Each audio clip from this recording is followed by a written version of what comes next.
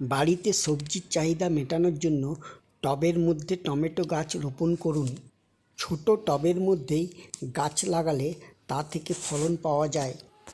চারা গাছ রোপণের 1 সপ্তাহ পর থেকে নাইট্রোজেনযুক্ত খাবার দিয়ে গাছকে বড় করে তুলতে হবে। গাছ বড় হয়ে গেলে একটা শক্ত লাঠি পুঁতে তাতে গাছটি বেঁধে দিতে হবে।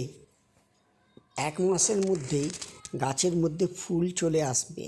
ফুল আসার সঙ্গে সঙ্গে এইসব গাছে সপ্তাহে 1 দিন NPK 19-19-19 স্প্রে করতে হবে। এই NPK 19-19-19 গাছের ফুল ঝরা রোধ করে আর ফলের গুণগত মান বজায় রাখে। গাছ লাগানোর 2 মাসের মধ্যে গাছে ফল ধরে যাবে আর 1-2 করে টমেটো পাকতেও শুরু করবে। আমি ছোট ছোট কৌটোর মধ্যে এই চারা গাছগুলি রোপণ করেছি এবং তার থেকে টমেটো ফলতে শুরু করেছে।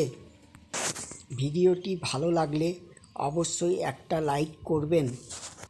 এই রকম ইনফরমেটিভ ভিডিও পেতে পেজে লাইক দিয়ে আর ফলো করে পাশে থাকবেন।